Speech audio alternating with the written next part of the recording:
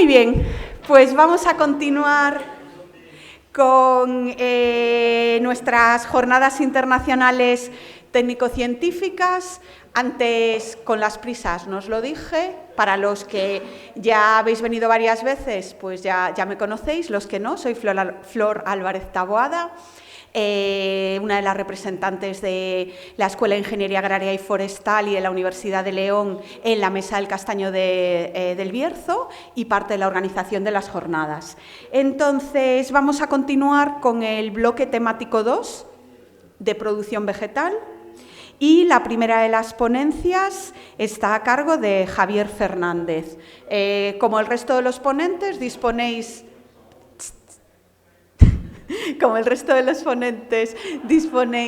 de 15 minutos y si os ajustáis a eso, hay tiempo para una pregunta, ¿vale? Os avisaré a los 10 minutos, ¿vale? Muy bien, pues adelante. Vale, pues muchas gracias a la organización por darnos la oportunidad de presentar nuestro trabajo aquí en el Biocastanea. Hoy os voy a hablar del origen de las variedades tradicionales de castaño en el noreste de la península ibérica. Es un trabajo realizado por el Centro de Investigación Forestal de Lubrizán. Primero voy a empezar por la que es una variedad tradicional y son selecciones de individuos en poblaciones silvestres o naturalizadas que muestran un carácter importante, bien sea por su dulzor, su pelabilidad, su capacidad de conservación o su tolerancia o resistencia a distintos patógenos. Estos individuos son propagados por injerto durante muchas generaciones en soutos y las variedades se denominan normalmente en función de un carácter morfológico, bien sea el color de la castaña, como por ejemplo la variedad amarelante o la variedad vermella. Sí, a ver, por su forma, como la variedad longal, o bien por la fecha de maduración o producción, como la variedad temperado o serodia.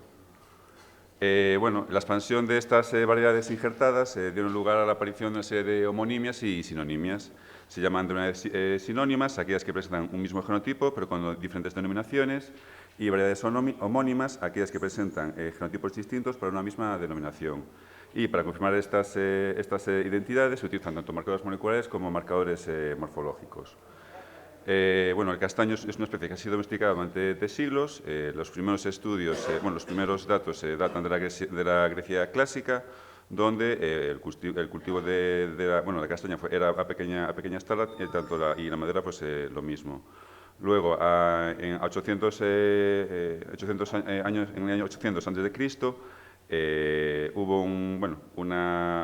aparecieron las variedades, se sabe de la existencia de variedades griegas dentro de las colonias de Italia.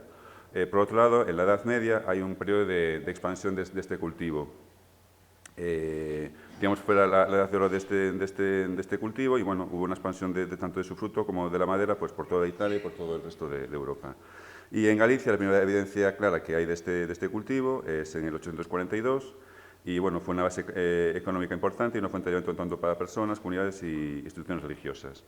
Como ya sabéis, el castaño es una especie autóctona de la península ibérica, se lo demuestran datos palinológicos, donde la península ibérica y otras penínsulas pues ya es una especie ya que se localizaba con datos de polen.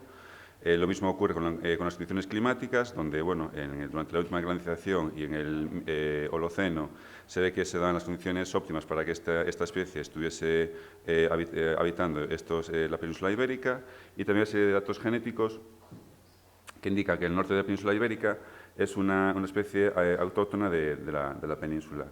También se hicieron estudios de correlaciones entre caracteres fenotípicos y moleculares que demuestran que hay dos ecotipos que se diferencian pues, en estos caracteres morfológicos.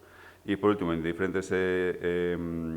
un artículo que habla de historia demográfica, se ve que hay un origen natural de esta población, una serie de contracciones y expansiones que fueron provocadas a partir de este Mioceno tardío por diferentes oscilaciones térmicas, y que además también hubo una serie de translocaciones entre las poblaciones, entre Italia y España. Hablando un poco de las variedades, el grupo de Santiago Pereira definió un poco que hay dos grandes grupos genéticos en las variedades de castaño, y a su vez estas se subdividen en otros 10 grupos.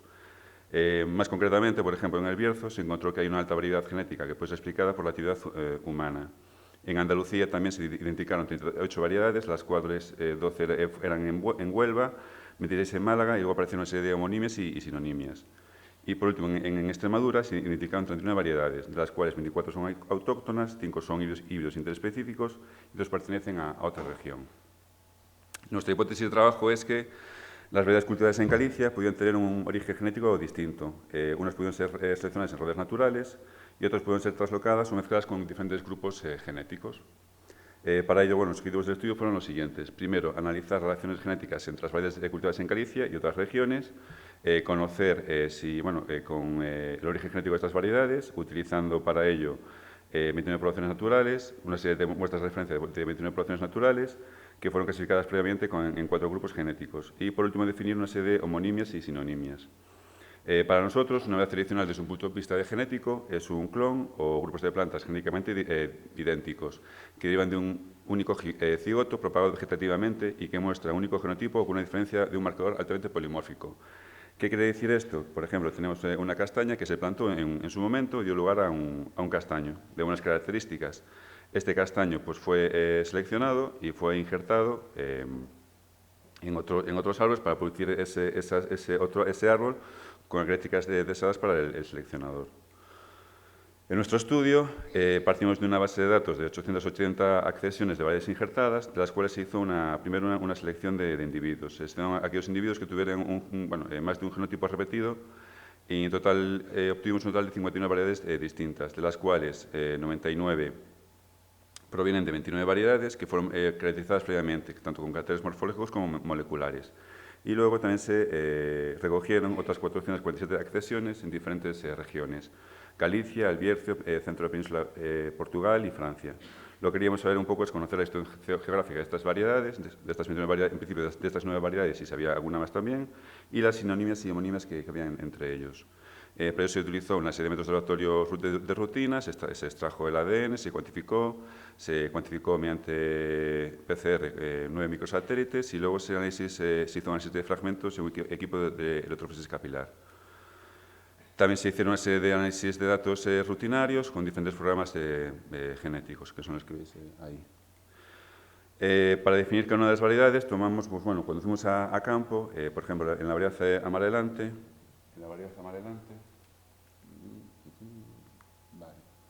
fuimos a campo, recogimos esta variedad, la aumentamos 19 veces con esta denominación.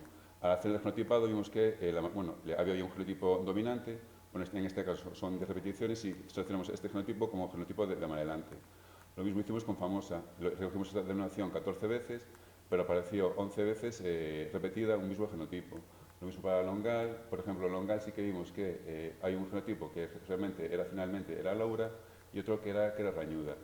Luego tenemos la denominación parede, 92 recogido 92 veces y de las cuales 73 pertenecen al mismo genotipo. Lo mismo ocurre con raigona, rapada, ventura y xudía. Siempre hay un genotipo dominante para estas variedades. Una vez que tenemos todo genotipado, vimos que la variedad en nuestro muestreo, la variedad más abundante fue la variedad parede, con 87 individuos, 87 individuos con el mismo genotipo. Le sigue de presa, amarelante, vilachá, vermella, rapada, luguesa, verde, son todos los que veis ahí. Una vez conocidos los genotipos, podemos ver un poco la distribución geográfica de cada una de estas variedades. Así tenemos, por ejemplo, la variedad amarelante, que se cultiva en Manzaneda y se extiende hacia el oeste, hacia la zona de Alimia. De parede tiene una distribución en la zona de los Ancares, de presa en Courel, famosa en el suroeste de Orense, al igual que Longai y al igual que Xudía. Otras variedades que se encuentran en otras zonas, por ejemplo, Garrida, en el centro de Galicia, al igual que Loura, pero esta también se extiende hacia la zona de los Ancares. Y luego hay otras variedades que se encuentran más en el norte, como la Aguda y de Sangre. Y otras variedades con una distribución más amplia, por ejemplo, rapada, que se encuentra en las zonas del suroeste de Orense, sube hacia el norte y hacia el Sil. Y luego, por ejemplo, la variedad luguesa, que está mucho más diseminada por toda Galicia. Viendo un poco los datos de diversidad genética, vemos que el marcador más polimórfico es el CSK3 con 14 alelos y el menos polimórfico el MCS14 con 2 alelos. Y los valores de FIS, de consanguinidad, indican que existe una selección directa en individuos heterocigotos con caracteres superiores, como la producción o la crianza de castaña, que fueron propagados por injerto durante siglos. Además, si comparamos las variedades entre sí, vemos que hay como dos grandes grupos, un grupo 1 con un grupo G1 y un grupo G2. Y un grupo G3 con 3 variedades, las variedades francesas, Wojonac, Marron de Wojonac, Bellepin y Verdal. Dentro del grupo G1 se pueden subdividir a su vez en 2 grupos. Un grupo G1A, que incluye las variedades de Ancares, Courel, también cultivadas en el río Sí, en el Viver y en Pontareas. Y en este grupo la variedad más importante es la variedad rapada, que es una variedad muy extendida en las montañas del diluvio orense y que es el parental materno de muchas variedades que tenemos ahora en la actualidad. Eso indica que hubo una selección de nuevas variedades a partir de semilla. Por otro lado, tenemos el grupo G1B, que es el que veis aquí, sería este grupo. Vale, en este grupo incluiría variedades de Fragas do Eume, María Lucense, Montefaro, Río Sil y Alimia. Y la variedad más importante de este grupo sería Bailante, es una variedad muy antigua, entre 500 y 1000 años. Por otro lado, el grupo 2, tenemos el grupo 2A, con las variedades famosas Presa, Garrida y Longal, y variedades del centro de la península ibérica. En este caso, las variedades famosas Berata y de Pablo están emparentadas con Longal, que es una de las variedades más importantes de Portugal y que se lleva cultivando desde la Edad Media. Y por otro lado tenemos el grupo 2B, que se encuentra las variedades Luguesa y Carrelao, y las variedades francesas, Usgus, y luego la variedad italiana, Marroni y Marradi. Bien, ahora vamos a clasificar las variedades en función de las poblaciones. Como ya os dije antes, se clasificaron en su momento en 4 grupos genéticos, uno que sería el Atlántico, que cubriría esta zona, un grupo cantábrico que cubriría la zona cantábrica de la península ibérica, y un grupo mediterráneo que incluiría las poblaciones de Mercurín, centro de España fundamentalmente, e Italia. Y un último grupo que sería el de Grecia, sur de Italia y un poco sur de España. Con esta clasificación, si veis el grupo 1A, los colores que más dominan son el naranja y el verde. En este grupo 1A, las variedades dentro de este grupo serían fundamentalmente o del Mediterráneo occidental o de los grupos híbridos Cantábrico y Mediterráneo occidental. Dentro del grupo 1B, la composición genética va cambiando. Tenemos variedades más con colores verdes y azules, y los colores naranjas están en menor proporción. En este caso, los híbridos aparecen en este grupo 1B, híbridos entre el Atlántico y el Cantábrico, e híbridos entre el Cantábrico y el Mediterráneo occidental. Dentro del grupo 2A aparecen, otra vez hay un poco un cambio de proporciones. Hay más individuos entre los Mediterráneos occidental y Atlántico, como eso también en la tabla. Aparecen individuos puros atlánticos en un 25%, híbridos atlánticos y Mediterráneo occidental en un 38% y cantábricos y Mediterráneo occidental en un 25%.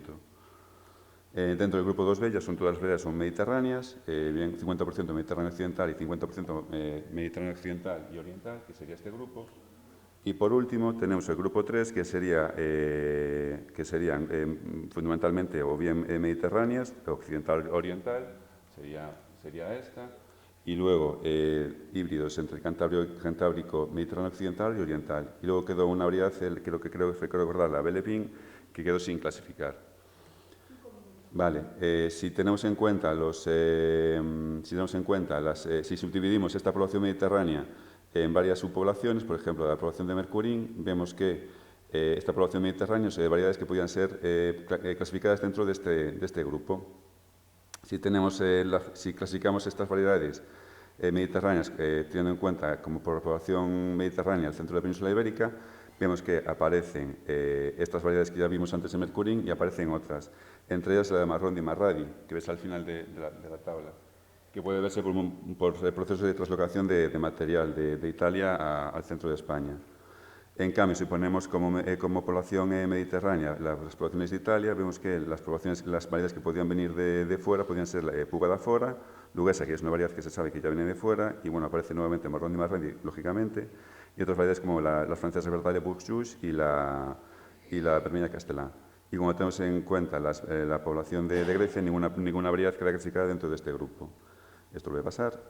Hablando un poco de las sinonimias, pues vemos que,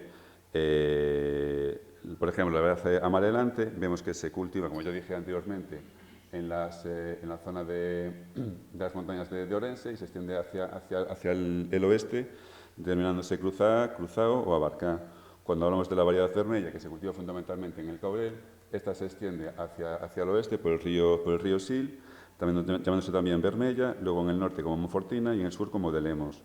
La variedad Negral, que se cultiva en Valdeorras, que está aquí de color azul, se llama Ría en la zona de Hospedares, y un poco en medio de los dos sitios, por el río Sil, se llama Bravo Leirado. Y otro así curioso, por ejemplo, la variedad Luguesa, que se encuentra aquí, en Ancares y en Caurel se llama Luguesa, pero en otras zonas se llama Abadá-Abadao, también se llama Abadá-Abadao también en esta zona, y Negra pues en el centro de Galicia. Las homonimias también pasa un poco lo mismo, se identificaron esa misma denominación en diferentes regiones, pero hacían referencia a genotipos diferentes. Así tenemos amarelo, negra, rubia, temperada y verde. Por último, como conclusiones, tenemos que el endograma basado en la instancia de NAI permite mayoritariamente clasificar las variedades en función de su área de cultivo, que Anístel Strascher identificó una serie de variedades que pueden tener un origen local en el norte de la península ibérica, que son las que ves en el cuadro de la izquierda, que podían tener un origen local o traslocado en otras regiones, que podían ser las variedades del centro, o que podían tener un origen híbrido entre los diferentes grupos genéticos, que son las que ves en el tercer recuadro. Además, se identificaron una serie de sinónimas y homonimias, y que, bueno, sin embargo, creemos que es necesario realizar un mayor número de estudios, de recogida de muestras de poblaciones y genotipar todo este material con mayor número de marcadores para estar de acuerdo con estos resultados. Y nada más. Ay. Muchas gracias. Además, perfecto, los 15 minutos. Y gracias a eso, a que Javier pues, se ha esforzado para que tengáis tiempo para una pregunta. Luego, si hay más, las dejamos para este maravilloso espacio de participación de final. Entonces, ¿alguna pregunta rápida de las que no pueden esperar? No, creo que ninguna. Muy bien, muchas gracias. Vale, pues ahora vamos a continuar con la presentación de Alberto Solalanda, del Inbiotec CSFOR, por favor. Una mano, si eso por aquí. Vale, debería estar aquí. Está todo tan organizadito. A ver, aceptar, que ya está. Muy bien. Y si lo quieres, tienes ahí el pasa. Bueno, pues. Hola, buenos días. Bueno, el título de la charla que voy a dar es un poco parecida a lo que han hecho el grupo anterior, pero mucho más reducido, que es el genotipado de variedades del castaño en la Sierra de Salamanca. Antes de nada, pues me gustaría introducir un poco el centro en el que trabajamos, CSFOR. Bueno, el que sea asiduo a biocastaña lo conoce de sobra porque está dentro del comité organizador. Y pues es un centro tecnológico de Castilla y León que se dedica, pues, entre los objetivos, a la mejora de la gestión y el aprovechamiento de los recursos forestales, mejorar la competitividad y el desarrollo del tejido industrial, sobre todo relacionado con el sector forestal, incrementar el grado de industrialización sostenible de los productos forestales y ser el centro de servicios al que acuda el sector forestal, ¿no? Pues, tanto del sector forestal como de la industria, pues para analizar o implementar cualquier medida que contribuya al desarrollo. Y finalmente, pues impulsar la creación de empleo de calidad en el medio rural. Bueno, de hecho, CSFOR pues, es fundación de Centro de Servicios y Recursos Forestales y de su industria de Castilla y León. ¿Dónde está CSFOR? Pues bueno, CSFOR, al que lo conozca de años, pues está en Soria, de hecho lleva 20 años como centro tecnológico, pero desde hace un par de años pues estamos también en León. El hecho es que, bueno, Inbiotec, de hecho existía antes que CSFOR, era el Instituto de Biotecnología, que se dedicaba principalmente a trabajo con bacterias y hongos del sector farma, pero que en el año 21 pues entró en concurso de acreedores y pues, el último día, justo antes de desaparecer, pues apareció CSFOR como si dijéramos el rescate y se hizo cargo del instituto, ¿no? En octubre del 21 empezó un proceso de arrendamiento industrial que se hizo efectivo en agosto del 22, cuando pasamos a incorporarnos como parte de CSFOR. Inbiotec pues mantiene el nombre como el área de biotecnología del centro. ¿Y en qué trabajamos en CSFOR Inbiotec? Pues bueno, dentro de las líneas de actuación principales pues tenemos la sanidad forestal, que es el aislamiento e identificación de agentes causantes de plagas y enfermedades. De hecho, pues uno de los primeros trabajos que tuvimos que hacer fue aislar, a ver qué encontrábamos, tratar de encontrar la presencia o no Pneumoniopsis en muestras de castaño. Por desgracia, tardamos muy poco en encontrarlo, porque como ya se verá por la tarde, está haciendo estragos, sobre todo este año. También trabajamos en la caracterización de suelos, pues sobre todo pues a partir de análisis de metagenómica, pues identificar la microbiota que pueda haber en los suelos, pues para evaluar un poco la idoneidad y ver un poco cómo afectan los distintos cultivos y demás pues en la biodiversidad del suelo, tanto de bacterias como de hongos. Trabajamos también en genética forestal, pues bueno, de hecho pues la caracterización genética de los recursos forestales es de lo que voy a hablar a continuación un poco, de la caracterización de los genotipos del castaño. También trabajamos con la producción de biofertilizantes y bioestimulantes. Cada vez se están prohibiendo a nivel general, a nivel europeo, pues todo el uso de pesticidas, fertilizantes, estimulantes, cualquier producto químico. En muchos casos no tenemos alternativas reales, entonces pues lo que se busca es la aplicación de microorganismos que puedan ejercer este papel, ¿no? Trabajamos también en el biocontrol de plagas y enfermedades, pues una de las primeras cosas también que ya llevamos 2 campañas, a pesar de que no llevamos ni 2 años como CSFOR, pues para la producción de Torimus, ¿no? Los compañeros que están aquí en el campus de la universidad pues se dedican a coger las agallas de Torimus y nosotros en el laboratorio pues controlamos la eclosión de los huevos y preparamos las dosis para luego la suelta en los castañares, ¿no? En colaboración con la Junta de Castilla y León. Y también estamos trabajando pues, en el caso de Pneumoniopsis, pues lo mismo, como tenemos bacterias, un cepario propio que está aislado de distintos ambientes naturales, pues estamos buscando microorganismos, tanto bacterias como hongos, que puedan combatir un poco la explosión que está teniendo el Pneumoniopsis entre los castaños.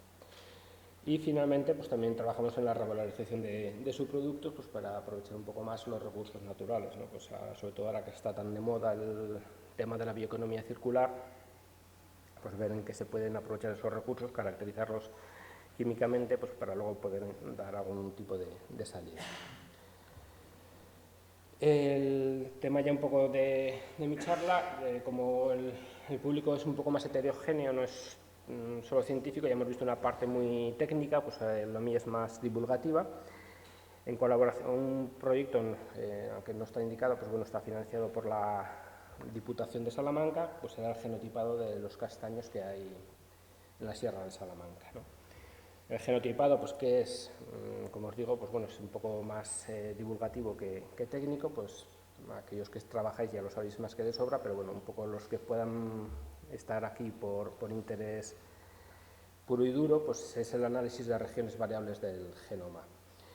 La principal modalidad, pues es, como se ha comentado en la charla anterior, es la caracterización de fragmentos, ¿no? De pequeñas repeticiones que se encuentran en el genoma, SSRs o microsatélites, o como queramos llamarlos, amplificarlos por PCR y ver el tamaño que tienen y ver la variabilidad que existe entre las distintas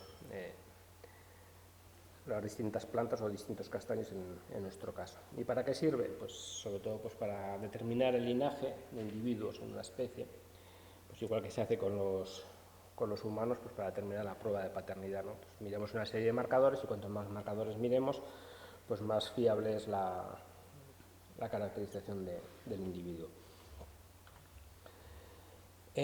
¿Con qué objetivo se puede utilizar el genotipado? Pues sobre todo en nuestro caso pues para ver la relación entre las distintas variedades del castaño y poder establecer una relación entre las variedades y los genotipos. Y esto pues sobre todo pues a lo mejor de cara a la comercialización pues permite ofrecer un producto más homogéneo bajo una misma denominación. Pues como acaba de comentar la charla anterior, pues existen casos de sinonimias y homonimias, ¿no? Que a una misma castaña, a un mismo tipo de castaña se le llama de distintas maneras en distintos sitios y a veces con el mismo nombre se incluyen variedades que no son idénticas. Entonces, pues bueno, entre las aplicaciones del genotipado, pues podemos, como se ha dicho, pues eso, identificar individuos que a lo mejor tradicionalmente se han considerado de una variedad, pero que no lo son realmente, y pues luego, pues como acabo de decir, pues poder identificar sinónimos, ¿no?, entre variedades locales, que muchas veces pues por la separación entre los pueblos a lo mejor tienen el mismo tipo de producto, pero no lo saben, y unos le llaman de una forma, otros le llaman de otra, pero realmente es el mismo tipo de castaña. Otra de las aplicaciones, pues sobre todo de cara al cambio climático, es poder establecer relaciones entre las distintas variedades del castaño y la resistencia o sensibilidad a enfermedades y plagas, o al estrés hídrico, al estrés de temperatura, térmico. Y luego, pues también de cara más a futuro, pues poder constituir un banco de plantas con los que abastecer, ¿no?, a los castañeros o renovación de castañares. Actualmente, pues bueno, la técnica que se está utilizando es la de los fragmentos, la amplificación por PCR y determinación del tamaño de los fragmentos, pero yo creo que de cara a unos años, pues el tema de los SNPs o, ¿no?, variaciones de un único nucleótido, que es la técnica que se está aplicando ya, sobre todo para animales, pues se irán poniendo poco a poco en el castaño, y de hecho ya hay alguna publicación que utiliza los SNPs para el castaño. ¿En qué consiste? Pues la prueba, así un poco de forma resumida, pues se toma una pequeña muestra de la hoja del castaño, en nuestro caso, pues que son de 50 a 100 miligramos, y pues con una hoja tenemos para hacer varias extracciones de DNA. Se extrae el DNA, como digo, se amplifica por PCR y se determinan los tamaños. Y luego ya finalmente pues es comparar entre individuos y variedades. Pues esto es un ejemplo un poco de qué es lo que se ve cuando analizamos los perfiles. Pues bueno, en algunos casos pues no vemos más que un único tipo, pues porque cuando son los dos alelos del mismo individuo son iguales, pues coincide el mismo pico, y en otros casos pues podemos tener dos picos distintos, ¿no? En algunos casos pues se ven varios picos, pero siempre pues cuando uno determina los tamaños pues se tiende a coger el pico más representativo.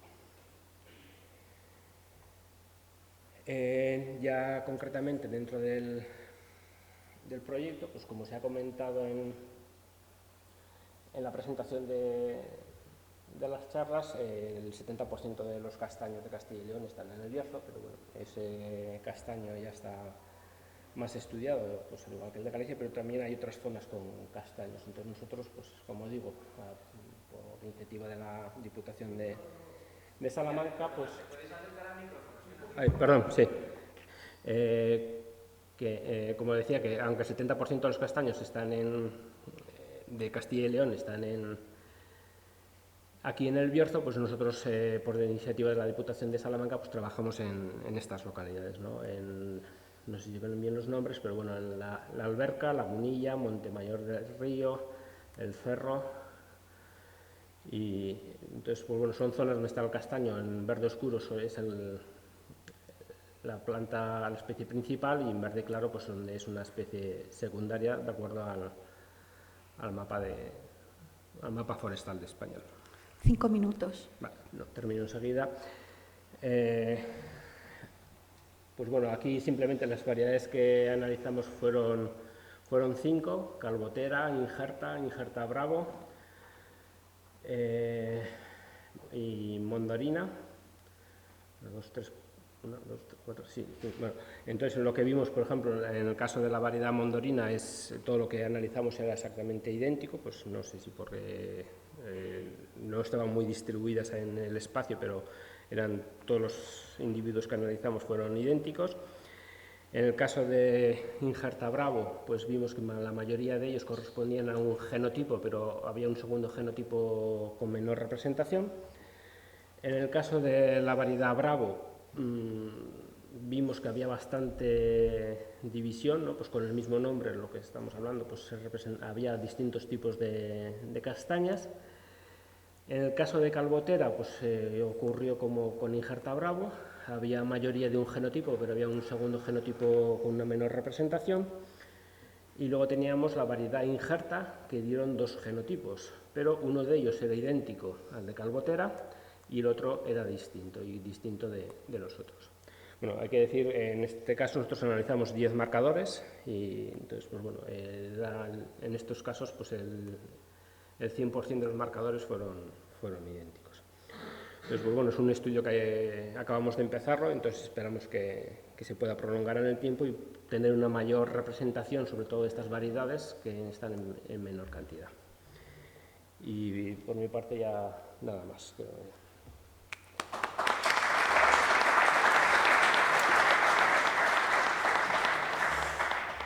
Muy bien, pues muchísimas gracias y en vuestro segundo año en Biocastanea, yo creo que es de Inbiotec. ¿Alguna pregunta antes de que se nos escape el ponente? Muy bien. Si la dices la repito yo porque el micro creo que no lo tenemos por ahí. Sí, pero es que la tengo que repetir para que lo puedan seguir en casa. Los líquenes sabemos que son calidad ambiental, pero los líquenes están afectando bastante a los castaños y a los lobos. Yo sé que el líquen no es el motivo principal para que los castaños sufran, pero lo que es cierto es que los castaños afectados por varias cosas están débiles y el hongo, como me han demostrado, entra ahí para vivir. El hongo, el líquen pesa y el líquen cuando se carga con nieve, con agua y con aire afecta la estabilidad del castaño. Yo creo que es importante que empecemos a tener en cuenta los líquenes en los árboles afectados.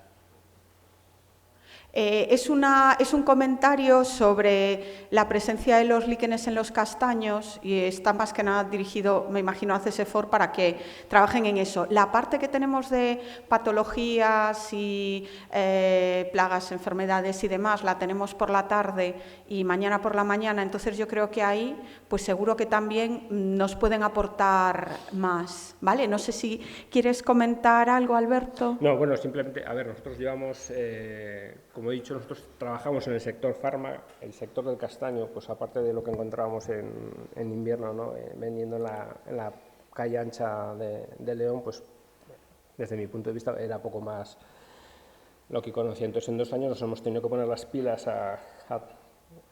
con todo el tema del castaño. Evidentemente estamos trabajando pues en lo más urgente, que es, bueno, pues sobre todo ahora con el tema de la pneumoniopsis y la avispilla, que son las principales plagas que hay aquí, pero bueno, evidentemente todo es importante. Entonces, si en un futuro, pues si los líquenes se empieza a ver que realmente tiene su importancia, porque bueno, lo que, como dices, no deja de ser algo que crece sobre la planta, que le está quitando recursos de un modo u otro y que encima le aporta un peso extra, ¿no? Y entonces hay que ver, porque no todos los árboles, pues igual que en el castaño, ¿no? Cuando uno vas por el bosque te fijas que hay árboles que tienen una cantidad de líquenes encima tremenda y que esos árboles están en poco tiempo pues acaban muriendo, y otros que están totalmente limpios de ellos. Entonces a lo mejor sí es otra de las cosas que hay que tener en cuenta para... Muy bien, pues muchísimas gracias. El resto de cuestiones que tengáis las dejamos para después y así abrimos un espacio de debate. Ahora, la siguiente de las ponencias, siempre es una alegría recibir a antiguos compañeros de cuando éramos jóvenes, Emilio, que estudiamos juntos, aún seguimos siendo jóvenes, pero éramos más jóvenes, en la Universidad de Santiago de Compostela, en el Campus Terra, la Escuela Politécnica Superior de Ingeniería, creo que se llama ahora, ¿verdad? Ahora, sí, sí. Entonces, ahora le damos la palabra a Emilio Díaz. Pues muchas gracias. A ver si no la leo con el micrófono, que soy el típico que no para quieto. Y a ver. Bueno, muchas gracias por la oportunidad, a la organización, por la oportunidad de presentar un poco el proyecto que tenemos, que es un proyecto que sigue en marcha, que tenemos ahora mismo en marcha, y os voy a presentar un poco los primeros resultados y cuáles son nuestros objetivos un poco más adelante, ¿no? Bien, los antecedentes un poco del proyecto que os voy a presentar es realmente son con base a otro proyecto, el proyecto Osos con Futuro de la Fundación Oso Pardo. Nosotros colaboramos con esta fundación, nosotros somos pues un equipo de la Universidad de Santiago y también de la Universidad de Oviedo, y en este proyecto Osos con Futuro de la Fundación Oso Pardo, su base es que realmente se ha constatado de que los osos pues realmente les pasa igual que a nosotros, que les gustan las castañas, ¿no? Y entonces no solo no es que les gusten, es que realmente suponen una parte importante de su dieta en una época concreta, que es la época de hiperfagia, es decir, antes de la época del invierno, ¿no? Y de hecho, en una, José Carlos Pérez Girón y otros colaboradores, entre los cuales nos encontramos, pues ha desarrollado dentro de una tesis doctoral pues un poco una investigación sobre cómo se producía un poco estos elementos de dieta en esta especie, ¿no? A partir de constatar este hecho, pues lo que se hizo fue definir un área de estudio, que es en el noroeste de la península ibérica, en zonas limítrofes entre Asturias y Galicia, y precisamente para ayudar un poco a esta alimentación que tiene el oso pardo, estos requerimientos dietarios, si queréis, que tiene el oso pardo, pues se llevó a cabo dentro del proyecto una recuperación de soutos, ¿no? Y esa recuperación de soutos lo que se pretendía es utilizar variedades locales, ¿no? De manera que lo que se hizo fue seleccionar una serie de zonas e intentar, de hecho, recoger púas de variedades locales, para lo cual, para un poco caracterizar esas variedades, lo que se hizo fue un análisis genético. En este análisis genético se identificaron toda una serie de variedades y además se identificaron otro tipo de variedades que no estaban catalogadas, es decir, que no se sabía a la variedad a la que pertenecían, no se conocían, un poco era imposible asociarlas a variedades conocidas previamente. Esto nos pareció muy interesante porque realmente eran variedades a las cuales realmente existía poco o nulo conocimiento de las mismas, y entonces eso nos llevó a plantearnos una serie de objetivos, que eran precisamente el principal, identificar esas variedades cultivadas tradicionalmente y de las cuales no había información, de manera que se pudiera incrementar el conocimiento del castaño en el noroeste de la península ibérica, y también analizar un poco la contribución, digamos, de esa diversidad genética y también la específica ecosistémica a lo que llamamos los sistemas socioecológicos. Después entraré un poquito más en ello, ¿no? Para ello definimos este proyecto, que era localización y diferenciación de castaños injertados en cultivares tradicionales, y para lo que utilizamos una serie de técnicas que os voy a comentar, ¿no? La primera de ellas fue intentar hacer un análisis utilizando sistemas de información geográfica y estadística espacial y modelado espacial. Utilizamos, no me voy a enrollar con esto porque es un poco complejo, utilizamos una técnica que se denomina de máxima entropía. Es un modelo que se utiliza normalmente para distribución de especies, pero nosotros hicimos un pequeño truco y lo utilizamos para hacer un análisis de distribución de variedad. Es un modelo robusto y muy predictivo, sobre todo cuando solo hay datos de presencia. Muchas veces para especies, para caracterización de especies, se utilizan datos de presencia y ausencia. Cuando solo hay datos de presencia, se utilizan modelos específicos. Maxent o máxima entropía es uno de los que da mejores resultados. Para ello, esas localizaciones de presencia se comparan con toda una serie de variables ambientales. Nosotros escogimos estas, ¿no? Lo que se llama acumulación de flujo hidrológico, para saber un poco el nivel de cauces que podían estar asociados a la presencia de estas variedades, el modelo digital de elevaciones, sobre todo para temas de altura, modelos dependientes, porcentaje de uso del suelo que ocupaba el castaño en las zonas de estudio, índices de diversidad, distancia a núcleos poblados y después, sobre todo, variables relacionadas con precipitación y temperatura en diferentes meses, ¿no? A través de este modelo de máxima entropía, lo que se desarrollan para diferentes variedades, incluidas estas desconocidas, es un modelo de predicción de ocurrencia de estas variedades, ¿no? Y lo que nos encontramos es, bueno, tiene este aspecto, una de sus salidas típicas, en las cuales, lo vamos a ver ahora un poquito más en detalle, es lo que se llama un poco la salida logística del modelo, y lo que nos muestra, cuanto más tonos de color rojizo tengamos en el modelo, pues mayor es la probabilidad de ocurrencia de estas variedades, ¿no? En función de esas variables ambientales que definimos previamente. Sin enrollarme mucho en tecnicismos, el modelo fue muy robusto, o sea, dio muy buenos resultados, en cuanto es un modelo bastante confiable en ese sentido, sobre todo comparado con otras variedades, ¿no? Esto lo que quiere decir es que, resumiéndolo, realmente lo que nos muestra es que estas variedades que encontramos desconocidas tienen una distribución muy, muy característica dentro de la zona de estudio en la que estábamos, ¿no? Es decir, no asociable a lo mejor a otras. Y cuando asociamos, por ejemplo, cuando analizamos esto mismo en otras variedades pues más habituales, pues teníamos una menor capacidad de predicción porque, en cierta manera, para entendernos, aunque no sea exactamente así, pues están por todas partes, ¿no?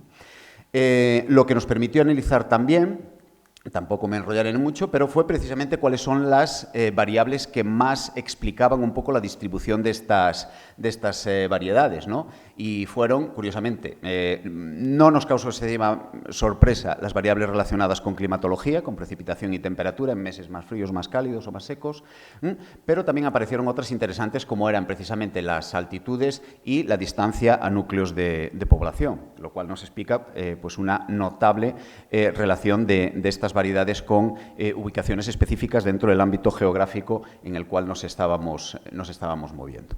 El paso siguiente, una vez que teníamos el modelo hecho, no queremos que simplemente se quede en una aproximación teórica, sino transformarlo un poco en una localización geográfica específica, de manera que podamos definir una serie de zonas de intervención para buscar más individuos de estas variedades identificadas. Empezamos aquí, en la zona de Degaña.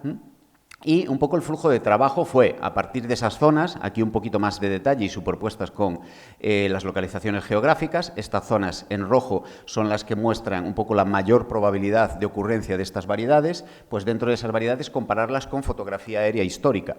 En concreto, esta es del vuelo interministerial del 72, es lo que teníamos entonces, ahora tenemos un poco más de información a ese respecto, y hacemos una búsqueda visual para ver dentro de esas fotografías históricas dónde podía haber soutos, de manera que si encontramos dentro de esas fotografías históricas pues ejemplares grandes que se pueden distinguir pues simplemente porque aparecen como grandes, también por el tamaño de la sombra, etcétera, ¿no? Pues intentamos hacer la localización de esos individuos, o por lo menos esa zona en la que aparecen los individuos, pues en la situación geográfica actual.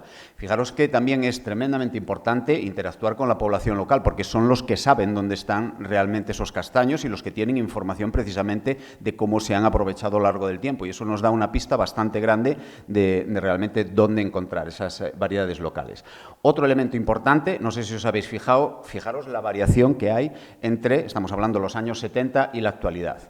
Existe un notable crecimiento pues, de vegetación, tanto de castaños, del propio soto, de propia regeneración, como de otro tipo de especies, y eso nos lleva a la urgencia un poco de este tipo de análisis, porque, según algunos estudios, pues realmente los castaños, sobre todo cuando alcanzan unos determinados diámetros y edades, pues realmente compiten mal con otro tipo de individuos que puedan realizarse, es decir, esos castaños de gran volumen, de gran magnitud, entre los cuales se encontrarían estos de variedades no descritas, pues realmente corren el riesgo de desaparecer, de no sobrevivir si no están en condiciones de cultivo en souto, para entendernos, ¿no?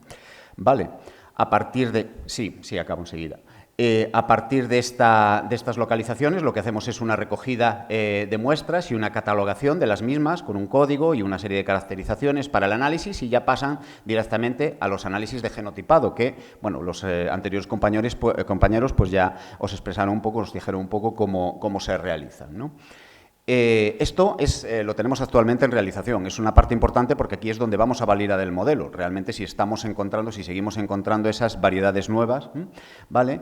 Pero además de este trabajo, lo que estamos intentando, lo que vamos a hacer es un análisis dendrocronológico. Lo que nos interesa saber es, en estas variedades, también en otras con suficiente antigüedad, pero en estas variedades nuevas, intentar rastrear un poco su historia a través de un poco de esa caracterización de los anillos, ¿no? De ese análisis dendrocronológico, de manera que sepamos no solo su antigüedad, sino cuándo lo han pasado mejor o peor debido a circunstancias que pueden ser tanto climáticas como de cultivo. Es decir, dentro de esos anillos de los árboles se puede detectar también un poco cuáles fueron las variaciones en su gestión, y eso nos interesa bastante. Y finalmente, y ya termino, otra cosa importante relacionada con lo que os decía de los elementos de competencia, sobre todo cuando hay una evolución dentro de la masa, ¿no? Tenemos aquí, dentro de un trabajo que hicimos con otros colaboradores hace tiempo, el de la tesis de Pipo Roces Díaz, pues realmente lo que vemos es los diferentes tipos de evolución desde el souto a otros estadios en los cuales pues, aparece sucesión ecológica. Lo que nos interesa es caracterizar un poco cuál es la situación de estos ejemplares, estos individuos de variedades desconocidas dentro de lo que sería el contexto de la masa, y para eso lo que vamos a intentar es, de hecho ya tenemos programados un poco los vuelos, todavía no ejecutados, lo que intentaremos es, utilizando drones, utilizando UAVs, pues a través de pues recogida de datos, pues intentar caracterizar un poco lo que serían los perfiles verticales de esas masas y conocer un poco más cuál es la situación a nivel de masa y también a nivel ecológico de estos ejemplares, ¿vale? ¿Cómo va a continuar el proyecto? Y esto sí, ahora sí que de verdad, antes era mentira, pero ahora es de verdad que termino. Uno, pues ver el contexto del flujo genómico y, de hecho, un poco, este es un mapa de un trabajo de Javier. ¿Dónde anda Javier? Bueno, por ahí andas. Bien, un trabajo súper interesante en el que vimos precisamente, aquí veis, si no me equivoco, corrígeme, pues alguno de los clústeres genéticos de los que nos hablaba precisamente antes, y nos pareció bastante curioso que en uno de esos clústeres genéticos que tienen pues poblaciones mixtas entre Mediterránea y Atlántica, estoy diciendo bien, pues realmente existe una cierta coincidencia espacial con las zonas en las cuales están apareciendo estas variedades no descritas, y queremos saber un poquito más de si existe alguna relación entre esto. Y finalmente también ver el contexto socioecológico, que es un poco lo que nos interesa a todos los que estamos aquí. Interpretamos los outos como una interconexión entre la sociedad y cultura de una zona determinada con determinados agroecosistemas, entre los cuales existe, pues proveen de una serie de beneficios materiales e inmateriales a la sociedad. A cambio, pues nosotros tenemos que hacer un uso, gestión y protección de la zona, ¿no? Eso nos permite evitar determinado tipo de riesgos y también aprovechar toda una serie de posibilidades, y todo ello estaría relacionado un poco con tener una elevada diversidad varietal y un conocimiento de la misma. Y nada más.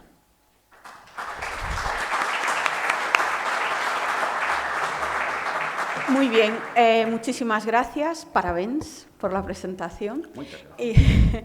Y tenemos tiempo para una pregunta. No todos al tiempo. Vale, muy bien, pues la dejamos para después. Muy bien, pues vamos a continuar con la ponencia que nos va a presentar, y esta aquí no lo tengo yo anotado, si es Joan o es Ruth. Joan, del Centro de Ciencia y Tecnología Forestal de Cataluña. Seguro que la encuentras ya aquí al momento, pero bueno, por si acaso. Seguimos aquí. Esto bueno, mira, cuando no va así con el botón, es esta, ¿verdad? Vale, genial, pues espera, le ponemos ahí en modo presentación si quieres. Muy bien, cuando quieras. Vale, muchas gracias a la organización para la invitación. Primero de todo, me gustaría excusar a Ruth Sánchez, la investigadora del grupo, porque no ha podido asistir aquí por motivos personales. Así que voy a ser yo quien os presente el trabajo que estamos realizando de selección de castaños para producción de madera ante el nuevo escenario climático en el Montseny. Bueno, como todos sabéis, la madera de castaño es una madera muy duradera debido a su gran cantidad de taninos y a su baja permeabilidad. En Cataluña, hasta los años 50, la gestión del castaño para producir madera fue muy intensa, y los principales productos, el destino de la madera iba para producción de embalajes y barriles para el comercio marítimo, ya que necesitaban de una madera que aguantase muy bien la salinidad. También se usaba para realizar postes y viguería estructural. Pero con el paso de los años entraron nuevos materiales más baratos y que sustituyeron esa madera, lo que provocó una crisis productiva, lo que causó un abandono del territorio y, por lo tanto, de la gestión de los castañares, y lo que ha producido un aumento de daños por chancro. Actualmente, el potencial uso del castaño para madera estructural se presenta como un revulsivo para el sector. Pero, como propietarios forestales o gestores forestales que queremos hacer una repoblación o una plantación para producir madera, pensamos, ostras, ¿qué materiales podemos usar? Estos materiales estarán suficientemente adaptados a las nuevas condiciones climatológicas que nos vienen o que ya son una realidad. Si consultamos en el Catálogo Nacional de Materiales de Base, para ver de dónde sale el material forestal que nos vende un vivero, por ejemplo, vemos que los materiales de base de castaño o el material forestal sale de fuentes semilleras, rodales selectos, incluso hay registrados clones híbridos. Pero aquí se denota que hay ¿cómo va el punteo aquí? Que hay una necesidad de mejorar el material autóctono de castaño. Pero esta mejora debe partir de árboles potencialmente adaptados al escenario climático que nos viene o que ya es una realidad, ya que vendrá marcado por condiciones de estrés abiótico como largas sequías estivales y altas temperaturas, y por agentes bióticos, en particular a la tolerancia al chancro. Así pues, nuestro principal objetivo de nuestro trabajo ha sido la instalación de un huerto de semillero clonal a partir de componentes seleccionados por crecimiento, conformación y adaptación a los previsibles daños bióticos y abióticos. Vale, este trabajo empezó en el año 2013, que con la ayuda de los guardas forestales y personal de Forestal Catalana hicimos una prospección de los rodales de castaños dentro del área del Parque Natural del Montseny. El resultado de esta prospección fue la localización y delimitación de 10 rodales destacados de castaño en diferentes áreas edafoclimáticas. Y una vez delimitadas estos 10 rodales, lo que hicimos fue una selección fenotípica de aquellos árboles con una buena conformación forestal. Una vez seleccionados estos árboles plus, se recogió semilla, se germinó en vivero y ya en el año 2014 se instala en el Montseny el ensayo de progenies, compuesto por 10 familias y un total de 243 árboles. Vale. Ya con el ensayo instalado en campo, se empiezan a tomar anualmente los datos de crecimiento vegetativo y de fenología foliar y floral. Además, con el paso de los años, se empiezan a tomar los datos de conformación forestal y se evalúan los daños por chancro en campo. Además, en 2020 se realizó un ensayo de susceptibilidad al chancro en condiciones controladas con la colaboración del doctor Carlos Colinas de la Universidad de Lleida. Y ya se establecen los primeros criterios básicos de selección: alto crecimiento y baja susceptibilidad al chancro. Pero con estos datos no es suficiente para seleccionar árboles potencialmente adaptados a las nuevas condiciones climatológicas. Por ese motivo, en 2022, y con ayuda de la doctora Emilia Gutiérrez de la Universidad de Barcelona, se añaden estudios dendrocronológicos, que lo que hicimos fue sacar cores representativos del año de crecimiento, que este core es uno de ellos, que está de color morado porque le añadimos un tinte, y evaluamos diferentes parámetros: la anchura total del anillo de crecimiento, la longitud de la madera temprana y la longitud de la madera tardía, y además tamaño y densidad de los vasos. Además, extrajimos cores representativos de la vida de los árboles del test de progenies, que es el típico core donde hay todos los anillos de crecimiento del árbol y donde evaluamos la anchura del crecimiento anual a lo largo de la vida del árbol. Vale, ahora ya un poco explicado esto, paso ya a explicar los resultados y los criterios que hemos seguido para realizar esta selección. El primer criterio de selección fue por afectación de chancro en campo y más conformación forestal. Es decir, seleccionamos aquellos árboles del test de progenies sin síntomas visibles de chancro en campo. El resultado fue la preselección de 76 árboles de los 243. El segundo criterio de selección fue por crecimiento, es decir, dentro de la preselección anterior, seleccionar aquellos que crecieran más. Y en el siguiente gráfico, que en azul es la altura de los árboles y en marrón o naranja el diámetro de los árboles, ordenado de menor a mayor diámetro, lo que fuimos fue descartar aquellos árboles con menor crecimiento, y esto permitió preseleccionar ya 59 individuos de los previos. El tercer criterio de selección fue por susceptibilidad al chancro en condiciones controladas. Gracias a la información aportada por el ensayo de susceptibilidad que hicimos en el año 2020, nos ha aportado la información para saber qué susceptibilidad tienen los chancros del test de progenies. Como podéis ver en rojo, la línea roja representa el daño del chancro en las ramas de un año en el cual infectamos el chancro.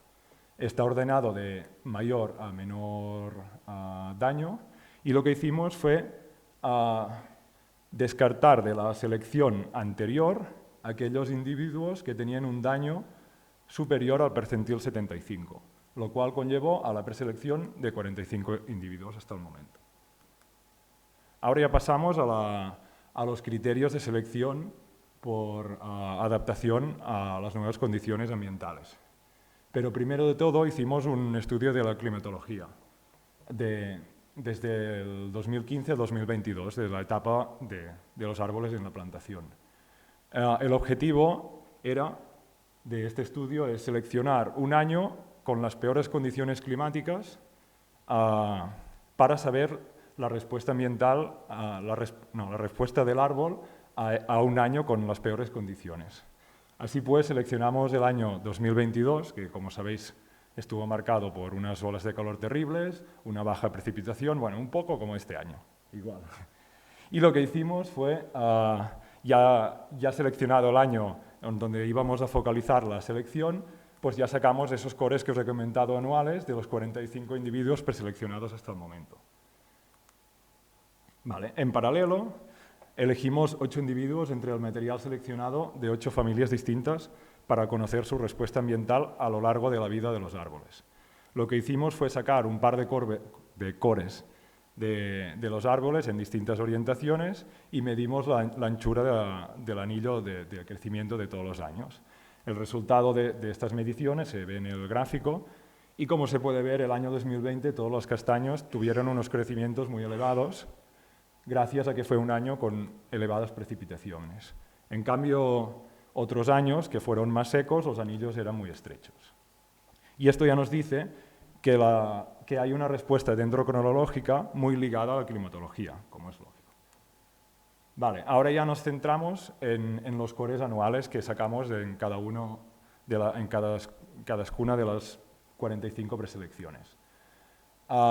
Y aquí lo que hicimos fue comparar la anchura de la madera temprana y la anchura de la madera tardía con el ancho total anual del crecimiento del año 2022.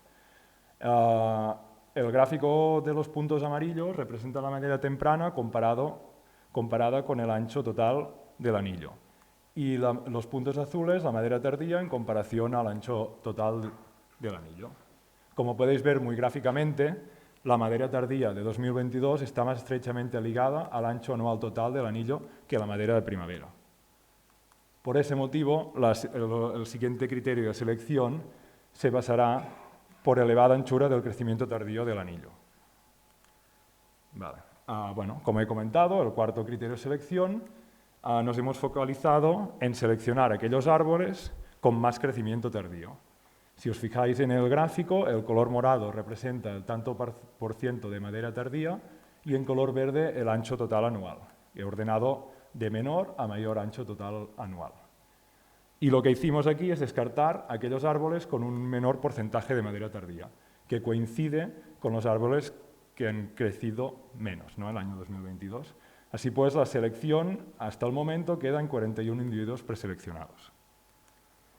Vale, ahora ya los dos últimos criterios de selección se centran en los vasos. En la madera, en el crecimiento anual, encontramos dos tipos de madera. La madera temprana, que es la que se origina en primavera, que está caracterizada por tener vasos grandes para suministrar agua abundante durante la brotación y la elongación. Una vez el árbol ya ha desplegado las hojas y ha elongado sus brotes, se empieza a producir la madera tardía, que se caracteriza por tener vasos pequeños para facilitar el flujo de agua hacia la formación de nuevos órganos reproductivos y tejidos de soporte. Cabe destacar que en épocas de sequía, la superficie media de los vasos tiende a ser menor y la densidad de los vasos mayor. Esto es una defensa del árbol para evitar problemas por cavitación. Vale, me queda nada. Vale, el quinto criterio de selección.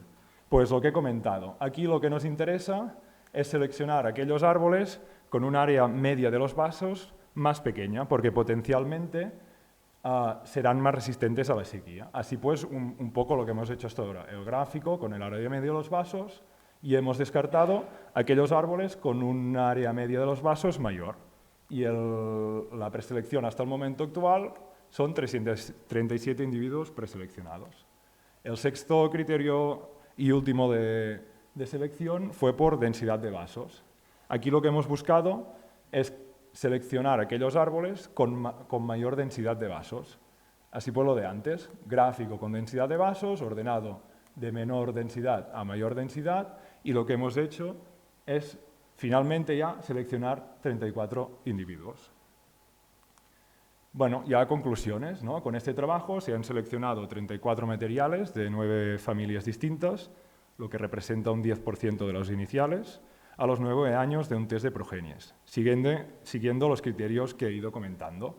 Baja susceptibilidad del enchancro en campo, buena conformación forestal, buen crecimiento, baja susceptibilidad del chancro en condiciones controladas y adaptación a la sequía por presentar un elevado crecimiento tardío, vasos de menor superficie y alta densidad de vasos.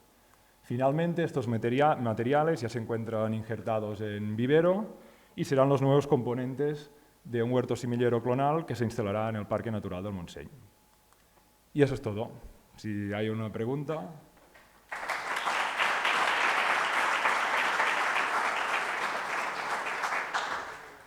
Muy bien, muchas gracias. Además tenemos para 2 preguntas, tenemos hueco. ¿Alguna? Sí.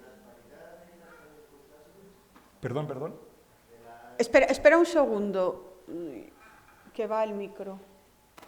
¿Me oyes ahora? Sí. De las variedades de castaños que usasteis, ¿cuál se adapta mejor contra el chancro? Es que no... Bueno, esto es que es otro trabajo. Aquí hemos trabajado con árboles para producir madera, no hemos trabajado con variedades. Aquí seleccionamos árboles en rodales para madera, que tuvieran una buena conformación forestal, hemos recogido sus semillas y hemos evaluado sus hijos, ¿no? Así en palabras que se entiendan bien. Y no hemos trabajado con variedades. Es otra línea de trabajo. Sí que hemos evaluado la susceptibilidad de variedades para fruto, pero es otra historia. Ya. Hola, Joan. Hola. Enhorabuena. Gracias. Me gusta mucho el trabajo. Una pregunta. ¿No son pocos componentes y demasiado emparentados para un huerto semillero? Es que ya se partió de 10 familias solo. Y sí que está justo. Es justo para que puedan tener problemas por conseguibilidad, porque sí que es verdad que 34 materiales es un huerto semillero muy reducido. Pero sí, tienes razón. Es justo, en individuos. Muy bien. Vale, pues yo una preguntita también que tengo.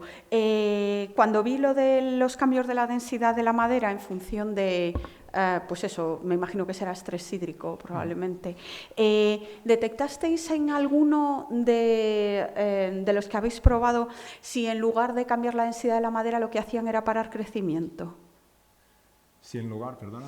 Porque en lo que nos mostraste es que, pues con esas, sí, el gráfico ese, ahí, siguen formando madera, pero lo que hace es cambiar la densidad, sí, porque cambian los vasos. Sí. Vale, pero yo aquí parece que vengo a hablar de mi libro, es que en los chopos hay clones que lo que hacen es que cuando les ocurre esto, y si tienen algún tipo de estrés hídrico, lo que hacen es que directamente dejan de crecer, pero no cambian la densidad de la madera. Entonces, no sé si eso vosotros lo habéis visto en castaño también o no, o es una adaptación... No lo hemos ni... Bueno, la densidad de la madera no la hemos estudiado, así que no te... Bueno, con los vasos, lo que habéis visto vosotros. Bueno, de lo que que vemos cambiaban... claro es que cuando termina la madera temprana empiezan a producirse vasos más pequeños y en un poco en mayor densidad, eso. Y bueno, lo que he comentado antes, aquí que hemos seleccionado por tanto por ciento de madera tardía, ya igual viene un poco la respuesta, me parece, ¿eh? Como puedes ver, los que tienen menos porcentaje de madera tardía también son los que menos han crecido. Puede ser eso. Sí, vale. Yo creo que justo es eso. Vale. Así que nada, seguiremos ahí vuestros trabajos. Vale, muy gracias. Interesante. Muchas gracias. Gracias a todos. La siguiente ponencia es de micropropagación, aclimatación y microinjerto y nos lo va a contar Logan. Buenos días a todos. Antes de todos, hay que decir que soy francés y que no hablo muy bien el español. Entonces, quiero que disculpen mi nivel. Me gustaría dar las gracias al Comité Biocastaña por darnos la oportunidad de presentar nuestra empresa y su implicación en el cultivo del castaño.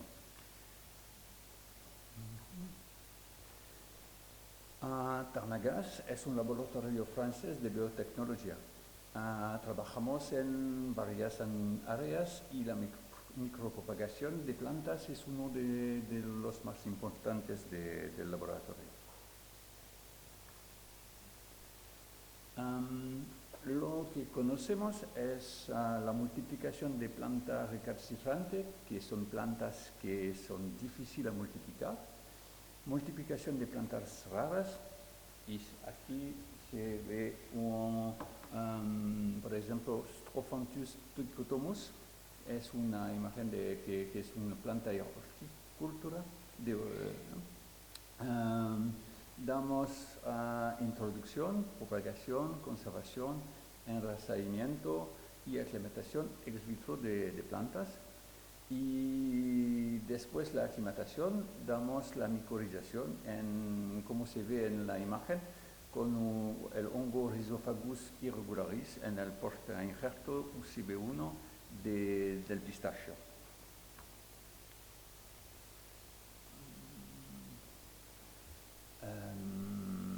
Lo que es nuestra experiencia es en especies forestales, frutales, las palmeras, vanilla, las orquídeas hortícolas, plantas ornamentales y plantas medicinales y cosméticas. Cultivamos plantas que producen frutos secos, el castaño, el nogal, pistacho, almendra, avellana, pecan, y eso en puertoinjertos, variedades de frutas en sus propias raíces y variedades microinjertadas, como vamos a ver al fin de mi presentación. Aquí de la izquierda a la derecha, el cultivo in vitro y la aclimatación con plantas enraizadas y nuestro equipo en una sala de aclimatación y el vivero en el campo.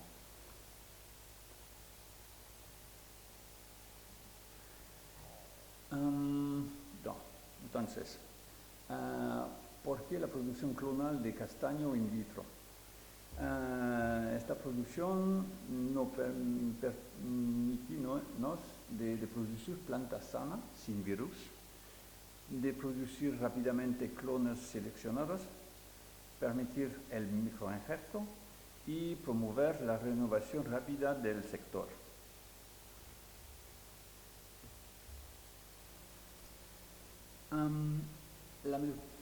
¿Qué estaba la micropropagación del castaño in vitro? La introducción in vitro consiste en limpiar los brotes y cultivarlos en un medio estéril. Una vez limpios, los cultivos se propagan en condiciones estériles. Las plantas que se cultivan en un gel que contiene agua, minerales, hormonas vegetales y azúcar. El azúcar está ahí porque las plantas no son capaces de producirlo en estas condiciones. El azúcar nos obliga a trabajar con las condiciones estériles porque si no, las bacterias y los hongos del aire se aprovecharían y se desarrollarían en los cultivos y en lugar de las plantas.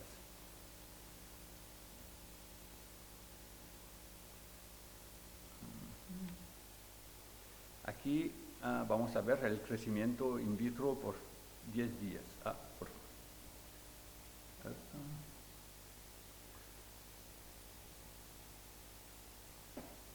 Muy bueno.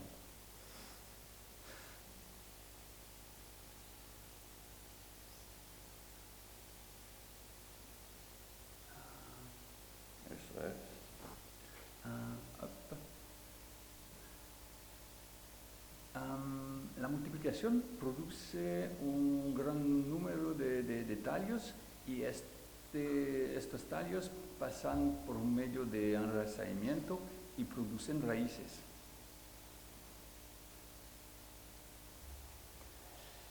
Las plantas inducidas a enraizar se transfieren en la tierra y se mantienen a cubierto para permitir la aclimatación de las condiciones a las condiciones exteriores.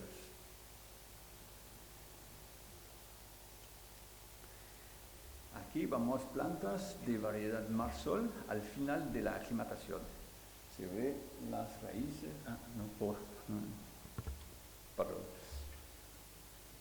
raíces aquí muy bien formadas.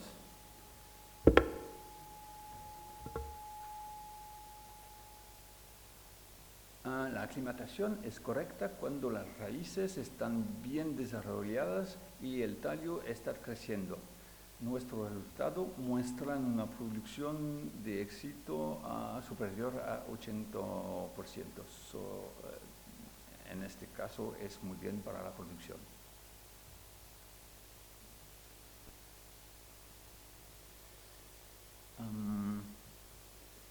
Aquí se ve el crecimiento tras la aclimatación 2 meses después de la salida de in vitro. 4 a 5 meses después y 6 a 8 meses después.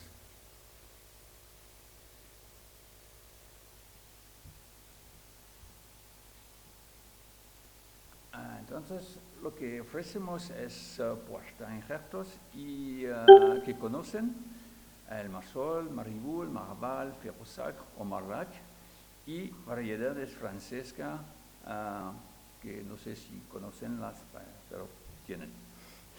No trabajamos al momento en variedad español.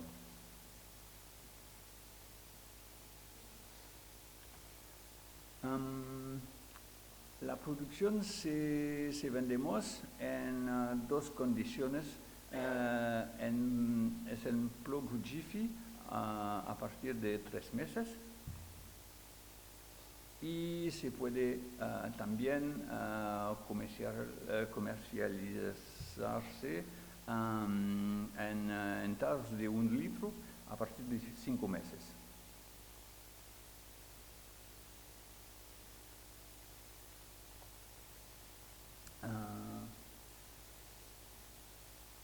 Aquí, con el microinjertos, vamos a aportar valor a las plantas muy jóvenes con injertos.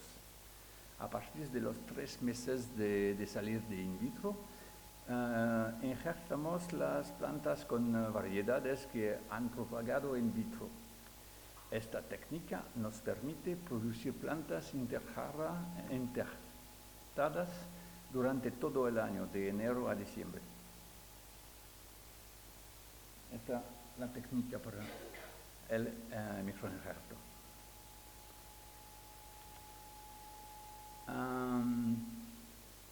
Los intereses del microinjerto son una mejor cicatrización, una reducción de las entradas de los patógenos dentro de la zona de injerto, una continuidad raíz-tallo perfecta y para la producción, la producción es más rápido, se puede ganar 1 año en vivero.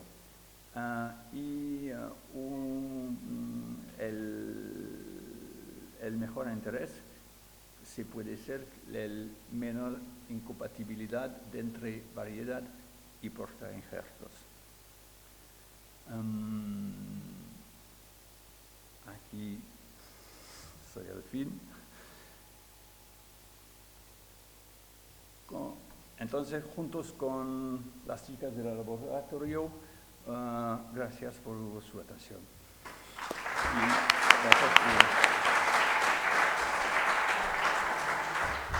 Muchísimas gracias. Además, una presentación súper visual que yo creo que nos ha quedado a todos muy claro. Y tu español estupendo, mucho mejor que el francés de casi cualquiera de nosotros, yo creo que el mío sin duda. Así que aprovechad si tenéis alguna pregunta. Sí, espera un segundito, María, que ahora te pasan el micro para que así nos puedan oír también en casa. Decía que injertaba la misma variedad otra vez sobre la planta que había salido de 3 meses aproximadamente. Si c'est la... No, el injerto es... el portainjertos. Aquí, por ejemplo, aquí es un marsol y aquí es un sativa. Vale, una productiva sobre una... Sí.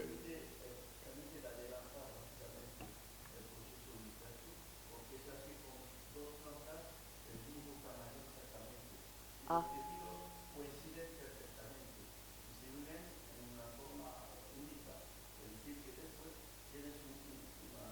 Una sola planta.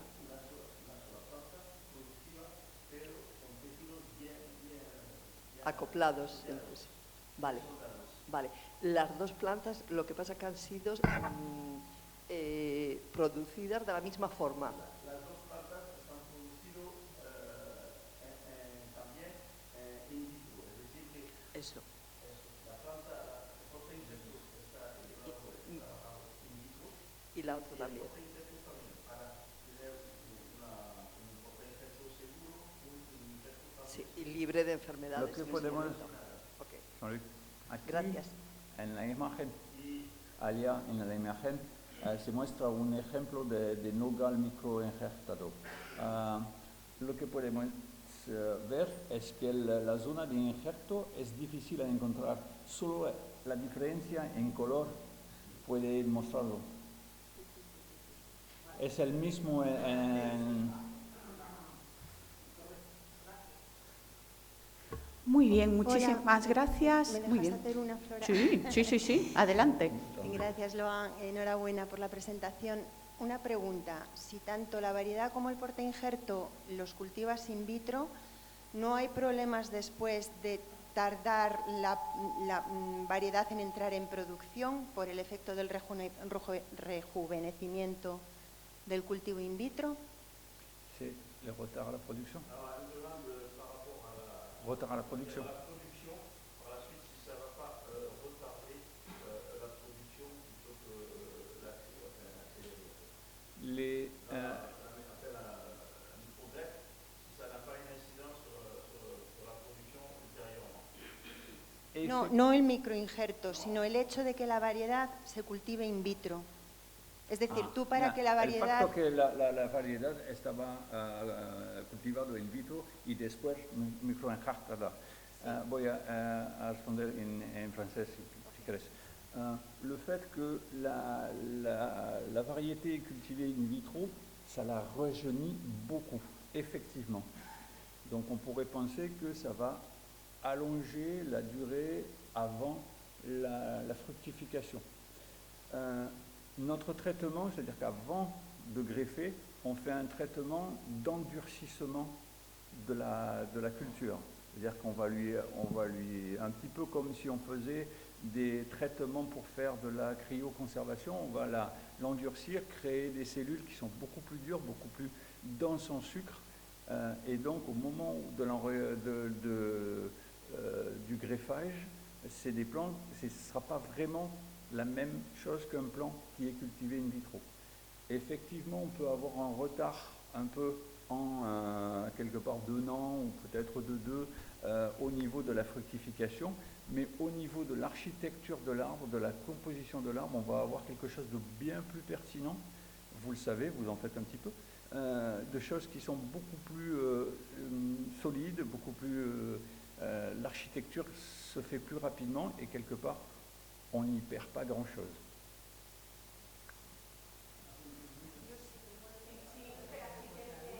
¿Te pueden pasar el micro, Jean-Luc, un momento? Porque así también los que lo están siguiendo en la grabación pueden escuchar la traducción.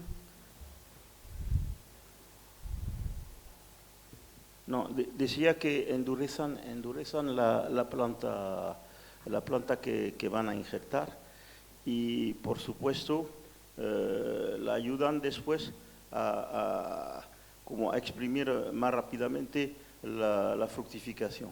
Como la endurecen al principio, trabajan para que las células sean un poco más viejas y después dicen que de momento no tenemos también mucha porque es un trabajo que se está haciendo y no sabemos exactamente, pero pensamos realmente, porque lo hemos hecho con nogales y está funcionando, pensamos que puede a lo mejor retrasar un poco, pero como la planta es más fuerte, la estructura de la planta es mucho más superior a una planta injertada en campo o de otra manera.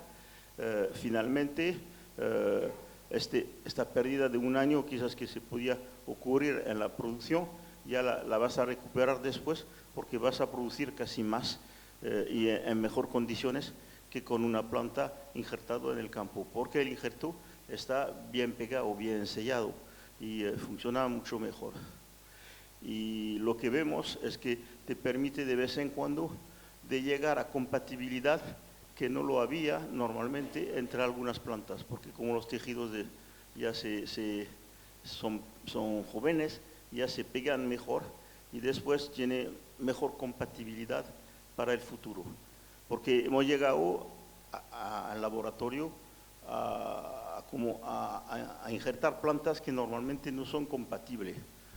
Y funciona. Muy bien, muchas gracias, Jean-Luc. Muchas gracias, Bea, por la pregunta también. Y muchas gracias, Logan. Muchas gracias también. Y ahora vamos a por nuestro reto del día, conseguir hacer la conexión, que yo creo que ahora, como ya está Fer, ya va a salir. Yo tengo mi sesión ahí. Este trabajo que voy a presentar es un resultado de un proyecto que se desarrolló entre la Copeneda, que es una cooperativa agrícola, que pienso que muchos de vosotros ya conocen, Dayfield, que es una empresa de micropropagación, y la universidad que pertenezco, la Universidad de Trás-os-Montes y Alto Douro. Este proyecto tuve como principal objetivo la reproducción, la selección primero y reproducción de material vegetal mejorado de la variedad maltaína, y que este material fuera debidamente caracterizado principalmente para la utilización de nuevas ejercías y de esta forma aumentar el potencial de producción y la calidad de las castañas producidas por las plantas seleccionadas. Bien, tuvimos como principal objetivo entonces establecer primeramente un programa de mejora y conservación genética para esta variedad, seleccionar, caracterizar y reproducir material vegetal mejorado, y teníamos también como objetivo seleccionar portainjertos adaptados a las condiciones edafoclimáticas y compatibles con esta variedad, y por último multiplicar las plantas de esta variedad con resistencia a factores bióticos y abióticos. Solamente para dar a conocer un poquito más de esta variedad, viene de aquí. Por tanto, estas son las diferentes regiones de producción en Portugal. Tenemos esta que es la principal, Terra Fría. Después tenemos esta de Pedrela, que la principal es la judía, la principal variedad. Aquí es Longal. Y después tenemos aquí, que es donde se centra nuestro estudio, que es la DOP de Sotos da Lapa, una zona, tal como las otras, de denominación de origen protegida. ¿ok? Entonces, aquí un poco más detallada, estos son los municipios que están en esta zona de denominación de origen protegida, y la principal variedad en esta zona es Martaíña. Para tener una idea, el precio que es pago al productor entre 2009 y 2022, para las tres principales variedades, pueden ver que varía entre... Bien, Martaíña es una variedad extremadamente importante, con buenos precios y seguido también de judía. Por tanto, nuestro estudio se centró entonces para esta variedad. Entonces, lo que hicimos de una forma muy rápida fue seleccionar un conjunto de cerca de 160 árboles distribuidas por toda la área de producción. Intentamos ir lo más lejos, distribuir por toda la área de producción. ¿Y cuál fue el criterio para seleccionar estos árboles? Fue, por tanto, la cooperativa tiene productores asociados en todas estas zonas y entonces intentamos hablar con los productores y saber para ellos cuáles eran los mejores árboles para ellos, porque los productores lo saben, cuáles son los árboles que producen mejor castañas. Entonces, hicimos esta amostraje de cerca de 160 árboles, distribuidas por todos estos puntos, como pueden ver, perdonen, pienso que no tienen el puntero, pero así ya consiguen ver, distribuidos a lo largo, no están todos juntos, están bien distribuidos. Por tanto, lo que hicimos fue primero identificar los árboles, hacer su referenciación y de inmediato fue hecha una recolla de material para multiplicación in vitro. De todos los árboles se cogió material, ramos, para multiplicar.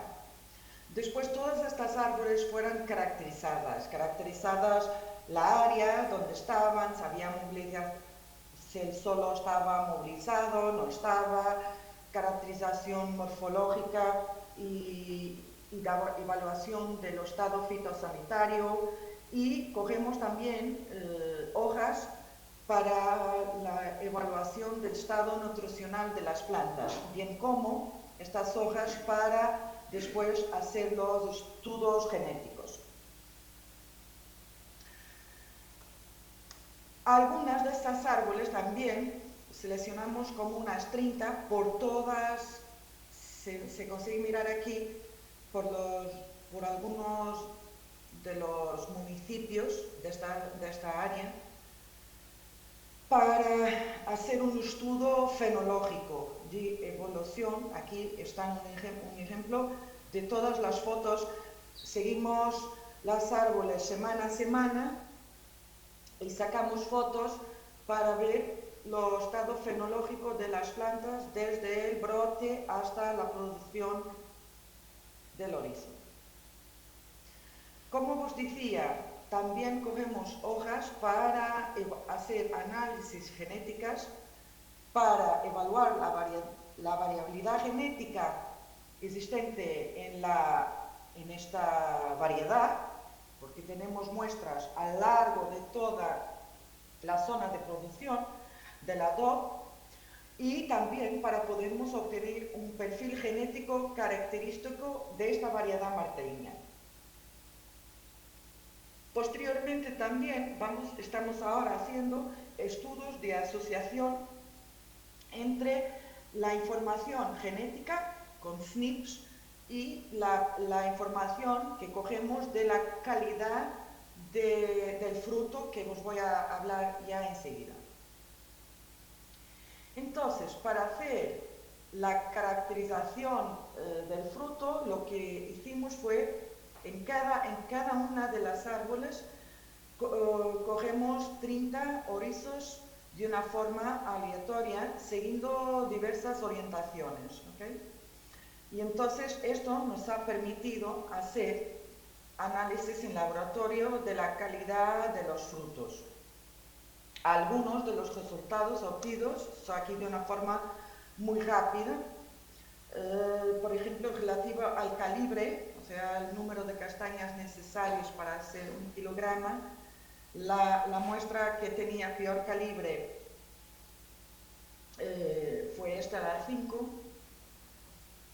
y tenemos también otras con calibres muy buenos, pero como pueden ver, es una variedad que se caracteriza por tener calibres buenos. Después, el número de castañas por orizo también los debemos evaluar. En media hay siempre 2, 3.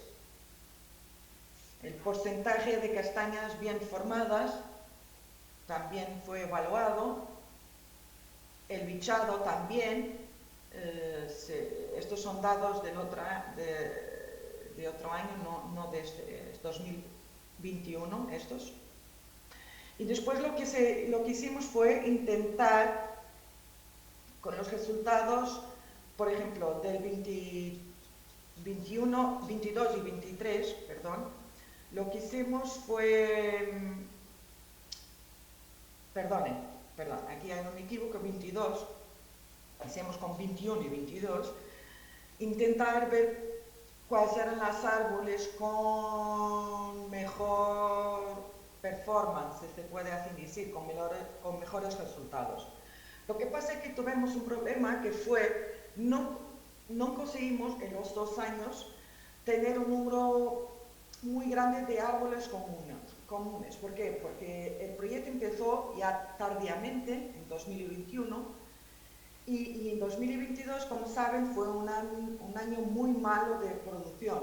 Entonces intentamos coger en las mismas árboles donde teníamos cogido en 2021, pero algunos agricultores nos decían no, porque tenían tan pocas castañas y fue muy difícil conseguirnos conciliar. Estábamos intentando hacer eso este año, 2023, pero también infelizmente no fue posible por el problema de la septoriosis, podridón, fueron 3 años complicados para hacernos de una forma consistente este trabajo, pero tenemos resultados y vamos a seguir analizando estos mismos árboles que tenemos referenciadas.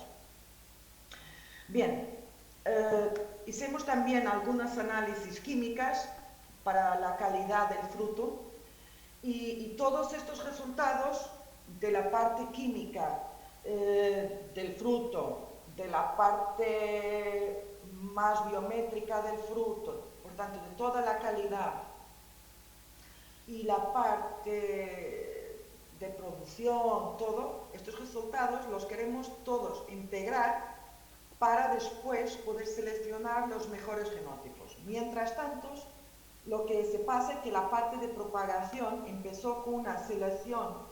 Tuve que empezar, no podría esperar por el final de la parte de la selección de los mejores genotipos.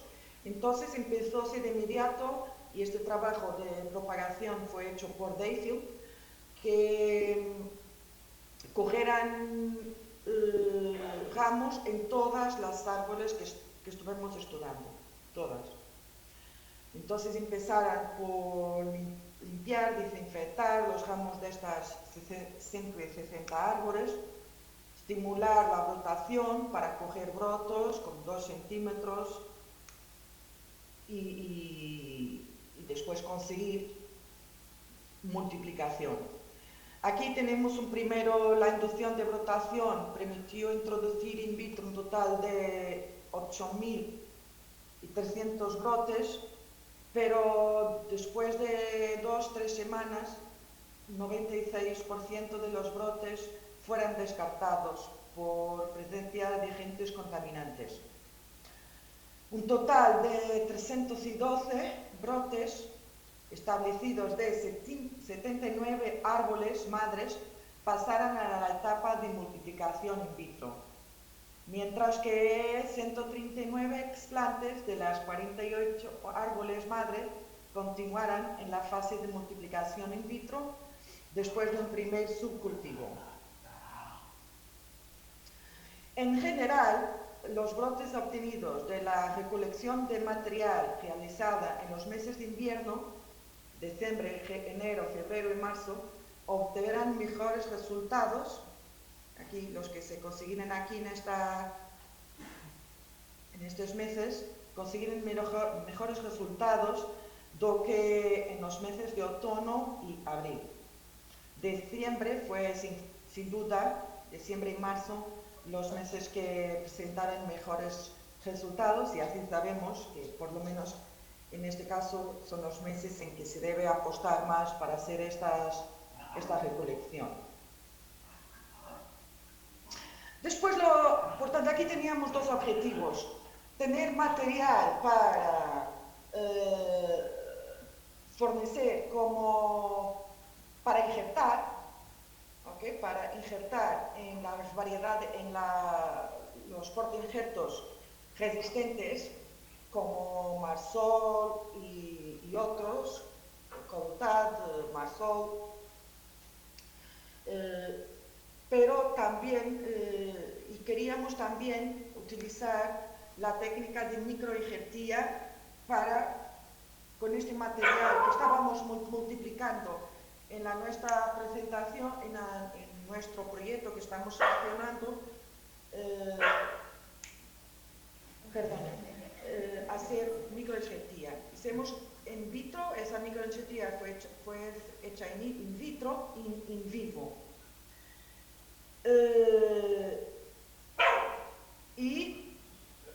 Pero los resultados indicaran una mejor tasa de sobrevivencia en las plántulas microinjertadas in vitro.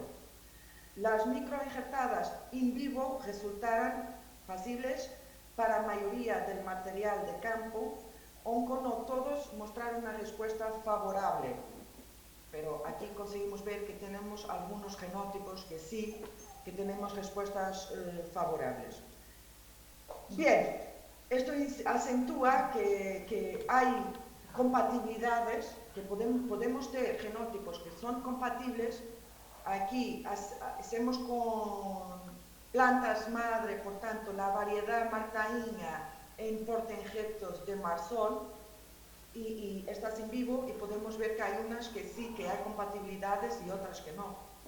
Por tanto, es muy importante, tenemos estas cuestiones de saber la compatibilidad, y podemos dar al agricultor, al productor, material para injertar que tenga compatibilidad con los portainjertos resistentes a las enfermedades. Bueno, aquí de reforzar, quería salientar en gesto de conclusión que este trabajo constituye un marco esencial para la definición y establecimiento de un programa de mejora y conservación genética de la variedad martaína. Muchas gracias.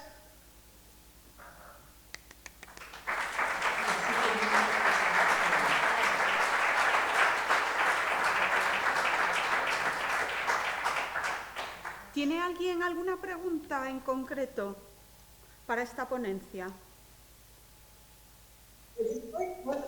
Ahora nos oyes. YouTube, y hablo por aquí, no sé si está haciendo...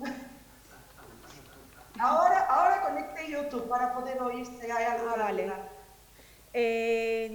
También, si alguien de los que nos están siguiendo a través de YouTube tienen alguna pregunta, también que aprovechen ahora. Muy bien. Y si no, este es el espacio que tenemos, que al final hemos conseguido acabar a tiempo. Entonces, muchísimas gracias. Te esperamos aquí el año que viene. Vale.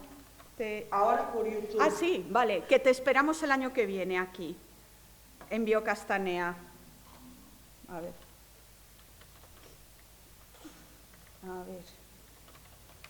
Esto, como decimos en Galicia, canta máis prisa, máis vagar. Es cuando no te salen... Bueno, ahí va. Esto es como portuñol, me fue así. Decíamos que si alguien tiene alguna pregunta, que sé que hay gente que se quedó con ganas de preguntar, Miquel, lo sé, entonces podéis aprovechar ahora, porque están todos los ponentes, solo se ha tenido que ir Asun, o sea que cualquier pregunta nos decís y va a hacer raudo y veloz con el micro. Ahora nadie tiene preguntas, ahora todo el mundo quiere ir a casa a comer. Bueno, sí. Oír, Flor, porque ahora tengo conectado el YouTube. Ah, vale, estupendo, muy bien. Pues así te saludamos. Si no tenemos ninguna pregunta ahora, acabamos aquí el bloque de producción vegetal y por la tarde, a las 4:30, iniciamos la primera parte de vuestro bloque súper favorito, que es el de todas lo pupas que es el castaño, ¿no? Todas las penas que tenemos para contar este año. Entonces, tenemos la primera parte del bloque a las 4:30. Después, al acabar, tenemos el Magosto, que se organiza desde el campus de Ponferrada a las 7, al que estáis todos invitados, que será aquí en el parking. Y mañana, ya sabéis que por la mañana continúa la segunda parte del bloque de plagas y enfermedades del castaño, cada año con novedades, por desgracia. Así que muchísimas gracias por vuestra asistencia, participación y demás durante esta mañana y por la tarde más y mejor.